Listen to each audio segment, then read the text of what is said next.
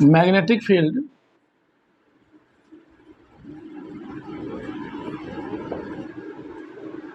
on the axis of a circular coil carrying current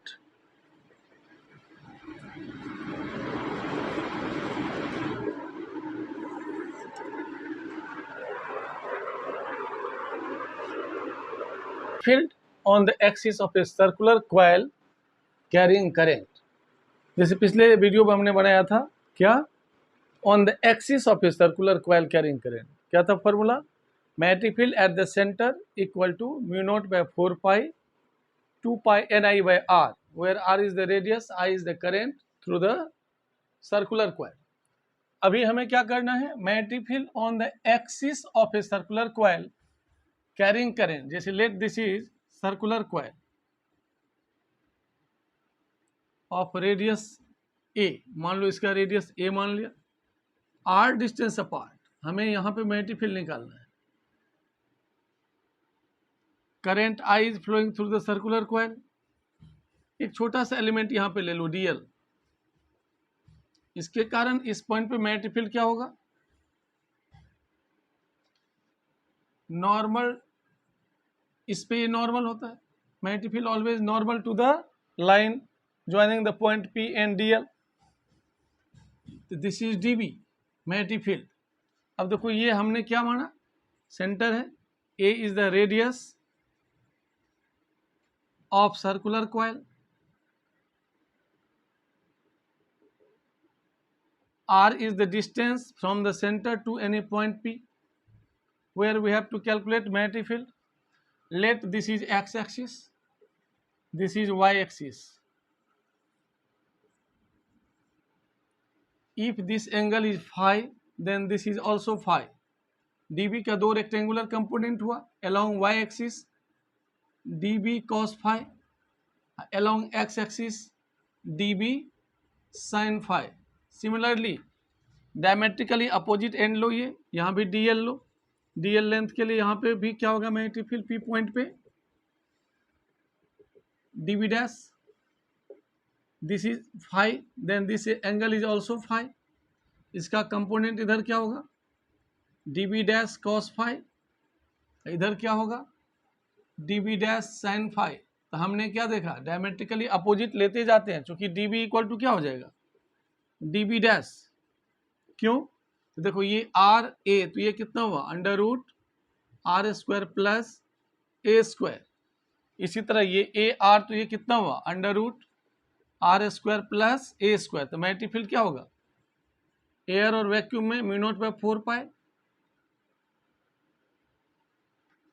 I d l sine theta, theta ये वाला angle होता है, upon distance square, distance क्या है, this is the distance dl और इसके बीच में, इसका whole square, under root are square plus A square का होल स्क्वायर। तो अब देखो इसमें होल स्क्वायर हटा देंगे, ये is equal to mu not bye 4 pi I d l upon are square plus A square. देखो डीएल परपेंडिकुलर, नाम दे दो इसका क्यू पी, इसलिए थीटा कितना हो गया, 90 डिग्री अप्रोक्सीमेटली होता है 90 डिग्री, तो साइन 90 कितना हो गया, this is the value of dB magnetic field at this point due to current element dl. Actual में है क्या, देखो इस तरह से है क्वाइल, ध्यान देना, ऐसे क्वाइल है, सेंटर से आर डिस्टेंस अपार्ट, तो ये हो गया डीएल, यहाँ पे डीएल है, ये हो गया QP, this angle is theta, तो this is 90 degree if this is more than radius. यदि आर के वैल्यू काफी बड़ा हो तो ये इस तरह से हो जाता है, फिर ये कितना हो गया एंगल 90 डिग्री, तो साइन 90 कितना होता है 1, तो DB equal to dB dash equal to mu not bye 4 pi I DL upon are square plus A square. अब देखो DB dash cos theta is cancelled by DB cos theta, हर एक perpendicular क्या कहते हैं, वाई एक एलोंग वाई एक्सिस जो होता है वो क्या होता है, कैंसिल होता जाता है। चूंकि डीबी का दो कंपोनेंट रेक्टेंगुलर लिया हमने, परपेंडिकुलर में डीबी डैश साइन फाई या डीबी साइन फाई, किधर हुआ एलोंग एक्स एक्सिस, और वाई में क्या हो गया था, डीबी कॉस फाई या dB dash cos phi. Since dB cos phi is equal and opposite to dB dash cos phi, they are cancelled each other, ये दोनों कैंसिल हो गया। तो रिजल्टेंट कितना हो जाएगा, हर एक कंपोनेंट डायमेट्रिकली अपोजिट के लिए सम होता जाएगा क्या, dB sine phi plus dB sine phi plus dB dash sine phi continuously. तो रिजल्टेंट मैग्नेटिक फील्ड क्या हो जाएगा, या तो समेशन कहो या तो इंटीग्रेशन कहो डीबी साइन फाई। चूंकि cos component is cancelled, only sine component is left which is along x axis, they are added. तो क्या हो गया, नेट इंटीग्रेशन या समेशन। इंटीग्रेशन क्या, डीबी साइन फाई, डीबी का वैल्यू कितना है, mu naught by 4 pi I d l divided by are square plus A square. अब इस ट्रायंगल में देखो, O P Q sine phi equal to A divided by under root are square plus A square. तो A divided by under root are square plus A square. अब जरा ध्यान से देखो, इतना नोट कर लो,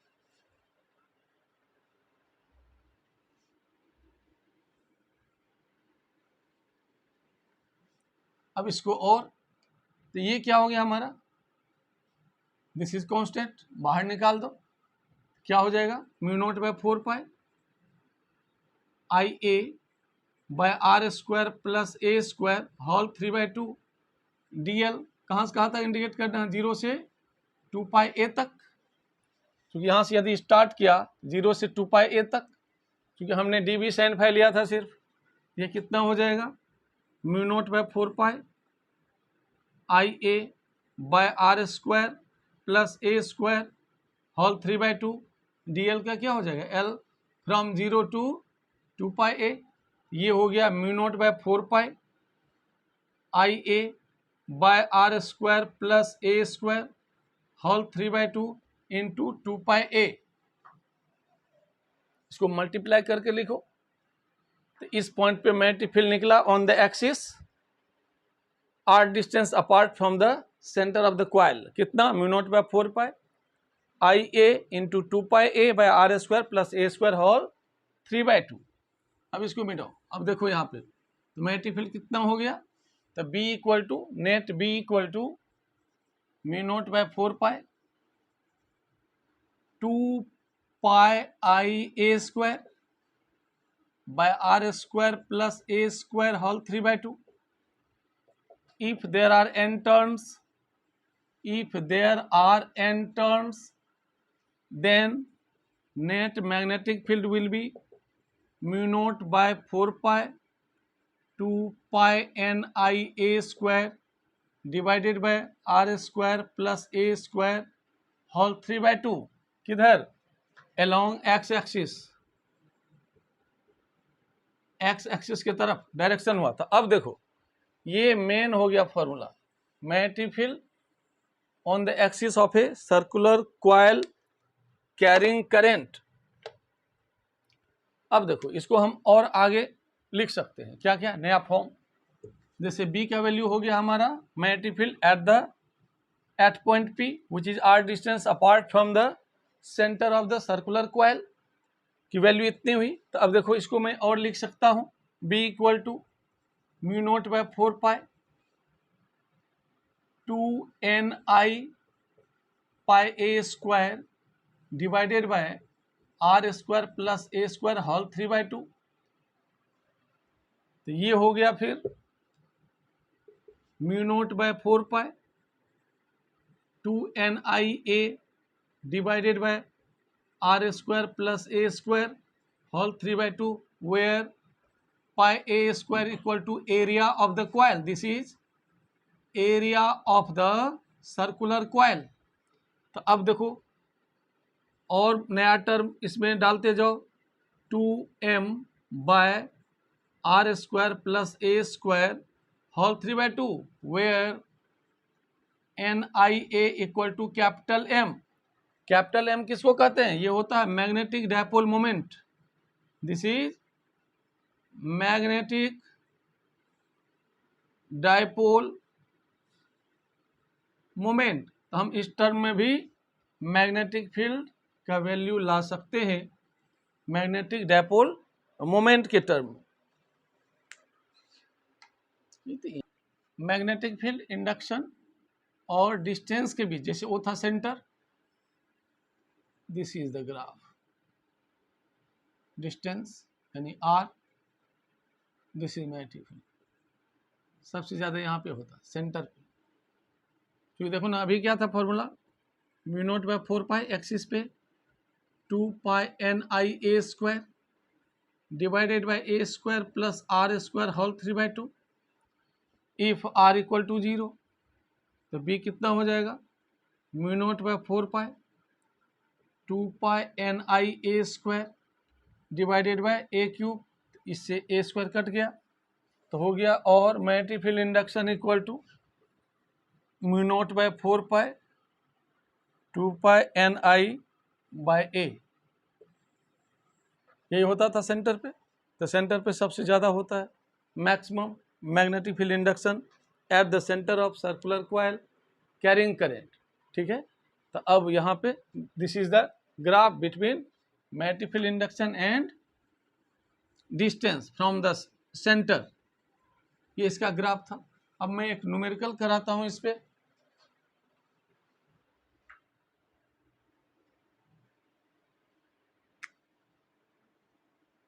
क्वेश्चन देखो क्या कहता है, ए circular coil having 100 turns of wire, how many turns, तो नंबर ऑफ टर्न्स कितना है 100 ऑफ रेडियस, रेडियस हमने ए लिया था 20 सेंटीमीटर यानी 0.20 metre, lies in the XY plane with its centre at the origin, यानी ये कॉइल है, ये सेंटर यहाँ पे ओरिजिन पे है XY प्लेन में, मान लो x एक्सिस है y एक्सिस है, हमें z एक्सिस में निकालना है। ऐसे किस पॉइंट पे, इस पॉइंट पे निकालना है, कितना 20√3 डिस्टेंस अपार्ट, ये हो गया यहाँ से यहाँ तक 20√3 z एक्सिस, या फिर इसको ऐसे बना दो, ये सर्कुलर कॉइल है 3D में, ये है z एक्सिस, ये डिस्टेंस हमारे पास है 20√3 सेंटीमीटर, रेडियस है इसका 20 सेंटीमीटर। तो कहता है यहाँ पे मैग्नेटिक फील्ड की वैल्यू क्या होगी, what is value of magnetic field at point this, number of turns given है, करंट की वैल्यू कितनी है 2/पाई एम्पियर, ओरिजिन पे है सेंटर, तो लगा दो B equal to formula axis वाला mu not bye 4 pi 2 pi N I A square by are square plus A square whole 3/2। यहाँ पे आर की वैल्यू कितनी है, आर है हमारा 20√3 सेंटीमीटर, 20√3 इंटू 10⁻² मीटर, इसको कर दो 20 इंटू 10⁻² मीटर, वैल्यू डाल दो इसमें, तो इसकी वैल्यू कितनी होती है 10⁻⁻7, 10⁻⁻7 2 पाई, नंबर ऑफ टर्न्स कितना है 100, करंट क्या है 2 डिवाइडेड बाय पाई, ए हो गया रेडियस, रेडियस कितना है 20, 400 into 10⁻⁴ divided by are square means this is the r, 400 into 3 into 10⁻⁴ plus A square 400 into 10⁻⁴ whole to the power 3/2। अब इसको सॉल्व कर लो, आंसर आ जाएगा। तो सॉल्व कैसे करेंगे थोड़ा देख लो कैसे करते हैं इसका सॉल्यूशन। देखो यहाँ पे पाई से पाई कैंसिल हो गया, 10⁻⁴, 2 2 4 0 हटा दो, तो ये हो गया 4 4 जा 16 मल्टीप्लाइड बाय 10⁻⁷। और नीचे में देखो 400 और 10⁻⁴ कॉमन ले लो, तो 400 10⁻⁴ होल 3/2, अंदर क्या बचा 3 + 1 होल 3/2, ये कितना हो गया 400 10⁻⁴ इंटू 20 10⁻²। इसका ये कैलकुलेशन करोगे तो आएगा, इसका कितना होगा 4 × 2, कर दो calculation. The magnetic field induction equal to 16 × 10⁻⁷ divided by 400 × 20 × 10⁻6 into 8, -6 से -7 गया 10⁻1, 8 2 × 16, 2 1 × 10, कितना हो गया 1/4000 10⁻1, इसको लिख दो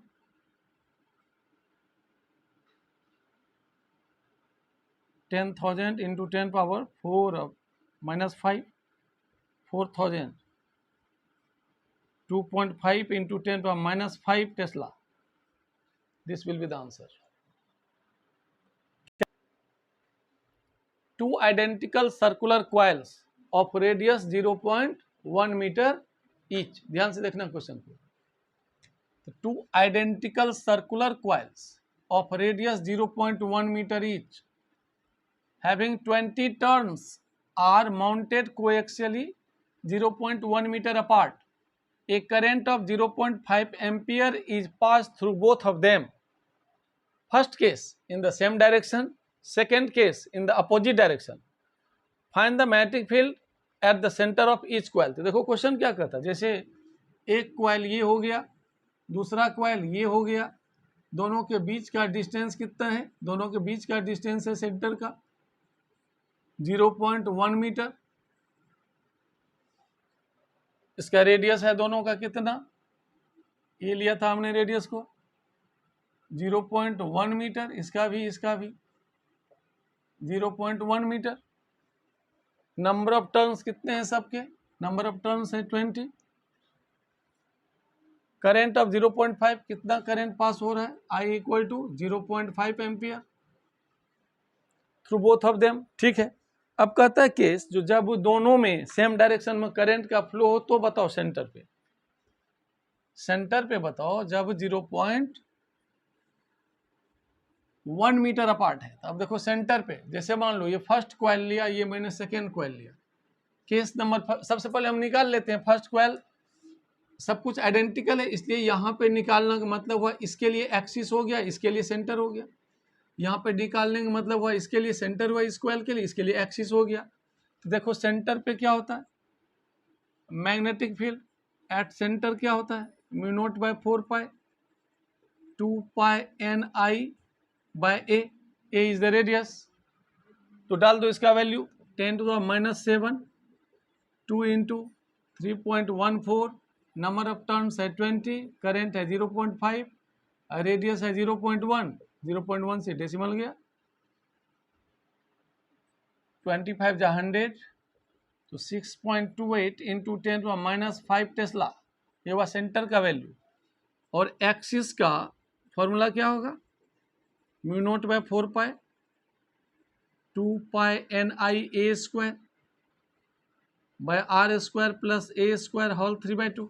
वैल्यू डालो, इसकी वैल्यू होगी 10⁻⁷, 2 × 3.14, number of turns 20, current 0.5, radius 0.1 × 0.1 तो 10⁻² whole divided by r² means r हो गया हमारा, यहाँ पे यदि निकालते हैं तो ये 0.1 तो 10⁻² प्लस रेडियस भी है 0.1 10⁻² whole to the power 3/2। Calculation करो, डेसिमल से हो गया 10, 5 2 × 10 से 10 कैंसिल, ये आ जाएगा यहाँ पे 3.14 multiplied by 20 multiplied 10⁻9 divided by 2 × 10⁻2 3/2, 2 × 10⁻2 power 3/2। तो इसको हम कैसे करेंगे, 3.14 into 2 multiplied by 10 power minus 8 divided by 2 into 10 power minus 2 root 2 into 10 power minus 1। देखो माइनस 1 माइनस 2 से ये प्लस 3 हो गया, रूट 2 से ये कटा रूट 2 हो गया। एक मिनट, इसको और बेटर काटो, कैसे करेंगे? 3.14 इंटू 20 मल्टी 10 पावर माइनस 9 और नीचे का हो जाएगा 2 into 10 power minus 2 root 2 multiply 10 power minus 1। 3/2 है तो 2 10 जा माइनस 3 से ये कटा प्लस 3 आ गया। इसको हम 5 इंटू 2 लिखेंगे, रूट 2 से काट दो, 5 इंटू रूट 2 हो गया। इसका कैलकुलेशन करने पे आएगा 3.14 multiplied by 5 multiplied by 1.414 10 power minus 6। इसका कैलकुलेशन करके देखो कितना आ रहा है टेस्ला। इसको करोगे तो 2.22 इंटू 10 पावर माइनस 5 टेस्ला। ये हो गया जब हम एक्सिस पे निकालते हैं। अब ये था सेंटर पे। तो अब देखो क्वेश्चन नंबर फर्स्ट क्या है हमारा। पहले तो दोनों का वैल्यू आप ध्यान से देखो। सेंटर पे वैल्यू कितना है 6.28 इंटू 10 पावर माइनस 5, एक्सिस पे है 2.22 इंटू 10 पावर माइनस 5। पहले इसको एक साथ लिख लो। सेंटर पे magnetic field at the centre 6.2528 into 10 power minus 5 tesla, और मैटिफिल ऑन एक्सिस, एक्सिस पे कितना था 2.22 इंटू 10 पावर माइनस 5 टेस्ला। अब देखो केस नंबर फर्स्ट, ये तो हमने दो कैलकुलेशन कर लिया। अब फर्स्ट केस में क्या कह रहा था? कह रहा था कि यदि दोनों कॉइल में case number first sem direction में करंट का फ्लो हो, सेम डायरेक्शन में करंट का फ्लो हो, तो यदि मान लो यहाँ निकालो या यहाँ निकालो, कहीं भी निकालेंगे तो दोनों के कारण क्या होगा? जैसे मान लो ये करंट है इस तरह से, मैग्नेटिक इधर, इसमें भी इधर, तो दोनों का मैग्नेटिक क्या हो जाएगा? सम हो जाएगा। तो B equal to B1 plus B2। तो B1 कितना है 6.28 10 power minus 5 plus 2.22 10 power minus 5, दोनों को ऐड करो, इसको ऐड करो, 68.5 into 10 power minus 5 Tesla. This is the answer. जब अपोजिट डायरेक्शन होगा, जैसे मान लो फर्स्ट कॉइल के कारण यदि राइट में तो दूसरे कारण लेफ्ट में, तो मैग्नेटिक फील्ड क्या हो जाएगा? Net B1 minus B2। ये सेंटर वाला 6.28 minus 2.22 multiplied by 10 power minus 5, this will be 4.06 multiplied by 10 power minus 5 Tesla. इस तरह से हम इसको क्वेश्चन को प्रोसीड करेंगे। नेक्स्ट है कंसेप्ट इसी में,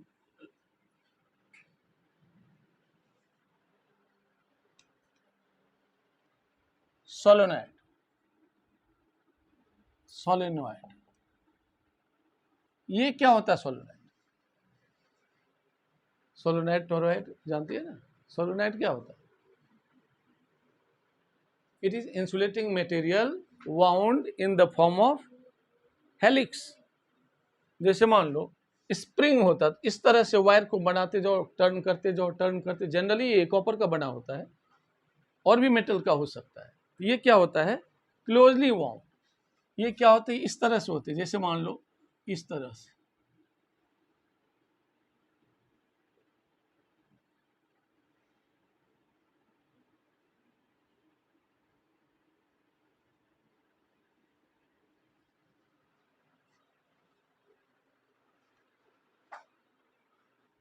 ठीक है, तो ये होता है सोलेनॉइड। तो सोलेनॉइड में हम मैग्नेटिक फील्ड निकालेंगे, इसका वैल्यू जो सेंटर पे होता है म्यू नॉट एन आई, जहां पे एन है नंबर ऑफ टर्न्स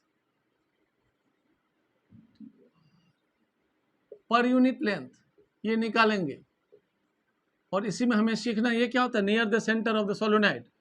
और नियर द एंड क्या होता है? नियर द एंड होता है इसका हाफ म्यू नॉट एन आई, और आउटसाइड क्या होता है?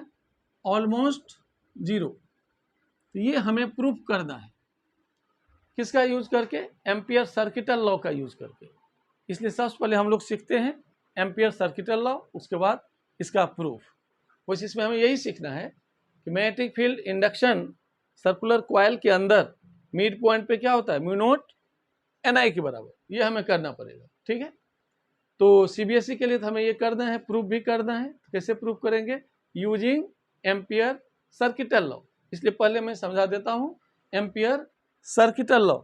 ठीक है, तो एम्पियर सर्किटल लॉ देखो, अब फिर ये प्रूफ करेंगे, फॉर्मूला यही सीखना है हमें। फिर टोरॉइड करेंगे, टोरॉइड का भी यही फॉर्मूला होता है। मैग्नेटिक फील्ड टोरॉइड के अंदर क्या होते हैं, म्यू नॉट NI, जहाँ पे N है number of turns per unit length. ठीक है, तो अब देखो जैसे एम्पियर सर्किटल लॉ क्या था, एम्पियर सर्किटल लॉ ये क्या कहता है, ये कहता है line integral of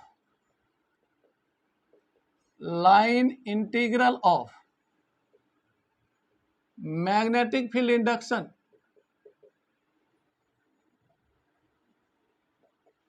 line integral of magnetic field induction over the closed path in vacuum is mu naught times total current threading the path। Mathematically इसको दिखाते हैं, ये देखो क्लोज सरफेस को हमेशा सर्कल बनाते हैं इंटीग्रेशन में। लाइन इंटीग्रल मतलब होता है B.dl, this is line integral of magnetic field induction over the close surface in vacuum is mu naught times total current, let total current is I, तो total current threading the path. यदि ये medium होता तो हम कहते mu naught mu R into I किसी medium में।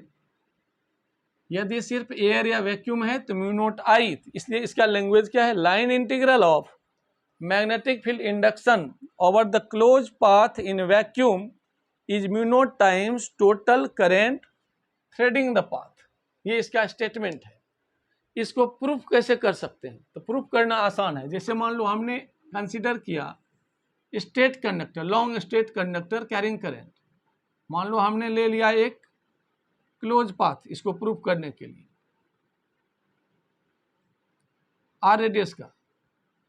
जैसे ये करंट है, conductor, straight conductor carrying current काफ़ी लंबा है, इन्फिनिटली लॉन्ग। हमने यहाँ से R डिस्टेंस अपार्ट एक सर्कुलर पाथ कंसीडर किया, जिस पे हम एम्पियर सर्किटल लॉ प्रूफ कर रहे हैं। तो कैसे प्रूफ करेंगे, तो देखो ये मैग्नेट करंट फ्लो हो रहा है, तो करंट कैरिंग कंडक्टर के सराउंडिंग में मैग्नेटिक फील्ड जनरेट होता है। ठीक है, तो R distance apart magnetic field क्या होगा, तो यहाँ पे मान लो हर एक R डिस्टेंस पे, हर एक पोर्शन पे सेम होता है मैग्नेटिक फील्ड की वैल्यू कितना। मान लो यदि P पॉइंट है तो मैग्नेटिक फील्ड एट P क्या होगा, mu not bye 4 pi 2I bye R। Straight conductor के लिए हमने सीखा था। अब इस मैग्नेटिक फील्ड की डायरेक्शन क्या होगी, टेंजेंट इस पॉइंट पे। अब यदि छोटा सा हमने DL ले लिया यहीं पे, तो इसका भी क्या होगा, जैसे ये हो गया, ये है पाथ, कंडक्टर तो ऐसे था, पाथ हमने ऐसे लिया R रेडियस का। तो मान लो इस पॉइंट पे यदि बात करें तो मैग्नेटिक फील्ड भी इधर, टेंजेंट और DL भी इधर, दोनों की सेम डायरेक्शन होती है। तो यहाँ पे यदि हम लगा दें B.dl, तो हम क्या कहेंगे, B.dl equal to B.dl cos 0, क्योंकि theta 0 degree same direction. B की वैल्यू डाल दो, mu not bye 4 pi 2I bye R DL, म्यू not bye 4 pi 2I bye R बाहर करो, और DL का इंटीग्रेशन क्या होता है L, और टोटल L ये कितना है 2 पाई R। देखो 2 पाई R इंटू 2, 4 पाई R कट गया, म्यू नॉट I प्रूफ हो गया। This is the proof of ampere circuital law. अब देखो हम लोग क्या करते हैं, सोलेनोइड में इसी का यूज करके मैग्नेटिक फील्ड निकालेंगे। कहाँ पे, नियर द सेंटर। अब जरा देखो ध्यान से, तो सोलेनोइड में हमने क्या कहा था, solenoid is insulating wire closely wound in the form of helix, its length is very large as compare to its diameter. तो ये देखो ये सोलेनॉइड हो गया। सोलेनॉइड की बात करते हैं, हमने अभी भी बताया था। तो ऐसे करंट पास हो रही है, इस तरह से 3D में हम दिखाते हैं, इसलिए एक साइड हम डॉट डॉट डाल रहे हैं और कोई बात नहीं। ऐसे ठीक है, लास्ट में इसी तरह से ऐसे करंट आ रही है। नियर द सेंटर क्या होता है, मैग्नेटिक फील्ड निकाल रहे हैं। तो मान लो एक हमने क्लोज पाथ लिया, P Q R S। अब देखो ध्यान से, यहाँ पे ये है L लेंथ। मान लो लेट करंट I फ्लो हो रहा है, इस सब में करंट I जा रही है, I फ्लो हो रहा है। तो मैग्नेटिक फील्ड आउटसाइड जीरो होता है ऑलमोस्ट। मैग्नेटिक फील्ड में मेन किधर होता है, जैसे देखो ऐसे यदि कॉइल है, इस चारों अंगुली मेरा कॉइल है, करंट ऐसे, तो मैग्नेटिक फील्ड किधर होगा, अंगूठा की तरफ। यही सिखाया था, यदि ये करंट होता है, curl of our finger give the direction of current, then thumb will give magnetic field. तो यदि स्प्रिंग ऐसा है, सोलेनॉइड इस तरह से करंट है, तो मैग्नेटिक फील्ड इधर हुआ। तो मैग्नेटिक फील्ड की डायरेक्शन किधर होगी, इधर, इस डायरेक्शन में। लेट सपोज कर लो n है number of turns per unit length and current I is flowing through it।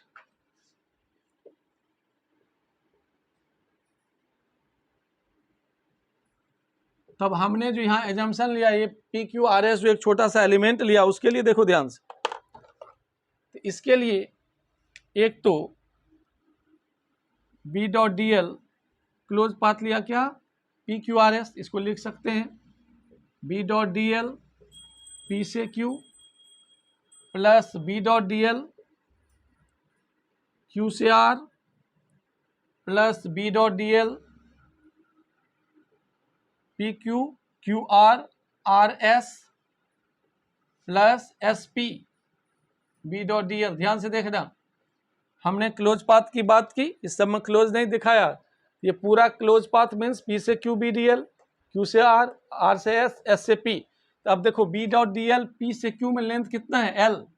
Magnetic field क्या होगा, B, तो ये कितना हो गया BL। अब बाकी सारा जीरो हो जाता है। क्यों जीरो होता है, ये हो गया BL, इक्वेशन नंबर फर्स्ट। ये BL क्यों हुआ, चूंकि मैग्नेटिक फील्ड क्या है, टुवर्ड्स राइट, इस तरह से मैग्नेटिक फील्ड इधर है। PQ में थीटा जीरो हो गया, DL का हो गया PAQ के बराबर, यानी L लेंथ। QR में थीटा है 90 डिग्री, देखो मैग्नेटिक फील्ड इधर है और DL इधर है, Q से R, तो थीटा कितना हो गया 90 डिग्री, cos 90 जीरो, इसलिए सेकेंड वाला जीरो हो गया। थर्ड बाहर है, मैग्नेटिक फील्ड है ही नहीं, यही ऑलमोस्ट जीरो है, तो ऑलरेडी जीरो हो गया, ये भी जीरो हो गया। तो इस तरह से B डॉट DL कितना हो गया हमारा, BL के बराबर। अब यदि हम लगाएं अप्लाइंग इसी में एम्पियर्स सर्किटल लॉ, क्या लगा रहे हैं, ACL एम्पियर सर्किटल लॉ। तो इसमें क्या होता है, B dot DL is equal to mu naught NL into I, चूंकि N है number of turns per unit length, L length में कितना टर्न्स, NL। अब this is the equation number second. हमने दो काम किया, एक तो एम्पियर सर्किटल लॉ का यूज किया, एक ज्योमेट्री से B डॉट DL निकाला, दोनों को इक्वेट कर दो। From equation first and second हमने क्या देखा, BL equal to mu naught NLI, LL cancel, B equal to mu naught NI। This is magnetic field at the centre, मतलब near the centre of solenoid. ठीक है, centre के आसपास यही value होता है। अब देखो, तो नियर द सेंटर कितना था, B equal to mu naught NI, जहां पे N है number of turns per unit length और करंट I फ्लो हो रही है। Near the end, near the end, end के आसपास मैग्नेटिक फील्ड की वैल्यू कितनी होती है, म्यू नॉट NI/2। और outside the solenoid, outside the solenoid B equal to almost zero. Numerical BC तीनों का यूज करना है CBSE में। कंपटीशन के लिए एक नया फॉर्मूला बता देता हूं। अब जैसे देखो, फाइनाइट लेंथ सोलोनाइड, तो हमने क्या पढ़ा था, सोलोनाइड क्या होता है, its radius is very small with respect to the length of solenoid, लेकिन जब डायमीटर और लेंथ कंपेरेबल हो, जैसे मान लो सोलोनाइड यहाँ से यहाँ बनाया हमने, हमारा सोलोनाइड ऐसे है, ये देखो इस तरह से, इस तरह से, इस तरह से, इस तरह से, इस तरह से, यहाँ स्टार्टिंग पॉइंट है, ये एंड पॉइंट है, मान लो ये टोटल लेंथ हो गया। तो इसके एक्सिस पे किसी पॉइंट पी पे मैग्नेटिक फील्ड की ये वैल्यू होती है mu naught N I by 2 cos theta 1 minus cos theta 2। Theta 1 क्या है, ये जो एक्सिस है, ये एंगल थीटा 1 है, यहीं से एंगल थीटा 2 दूसरे एंड के लिए निकालते हैं। यहाँ पे मान लो क्यू और क्यू डैश है, तो पी क्यू जो एंगल बना रहा है इस एक्सिस से, दिस इज थीटा 1, अब पी क्यू डैश जो बना रहा है दिस इज थीटा 2। तो ये होता है जनरल, यदि मान लो लेंथ दिया हुआ है छोटा सा है तो थीटा 1 थीटा 2 हम निकाल सकते हैं। जैसे मान लो ये दे दिया हमारा 5 मीटर, ये दे दिया 3 मीटर, तो हम थीटा निकाल के कैलकुलेशन कॉस का वैल्यू निकाल के कैलकुलेशन कर सकते हैं। ठीक है, तो यहीं तक इसका है। अब देखो इसके बाद हम एक और कंसेप्ट इस पर छोटा सा सीखेंगे, उसका नाम है टोरॉइड। तो टोरॉइड क्या होता है, endless solenoid in the form of ring, ring के फॉर्म में जब सोलोनाइड बनाते हैं तो उसको कहते हैं टोरॉइड। टोरॉइड TOROID, टोरॉइड ये क्या होता है, एंडलेस सोलोनाइड,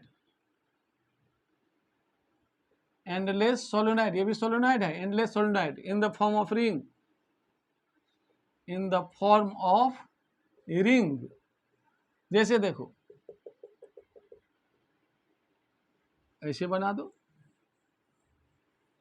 ये सोलोनाइड है, सोलोनाइड है, उसी को हमने रिंग के फॉर्म में बना दिया।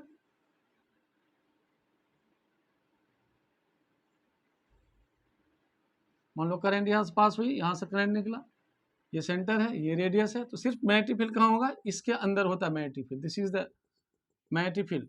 ये जो टोरॉइड सोलोनाइड को क्या किया, टर्न कर दिया रिंग की तरह, तो इसके अंदर सिर्फ मैग्नेटिक फील्ड होता है। यहाँ पे मैग्नेटिक फील्ड 0 होता है, बाहर भी मैग्नेटिक फील्ड 0 होता है, सिर्फ मैग्नेटिक फील्ड कहाँ होता है, अंदर।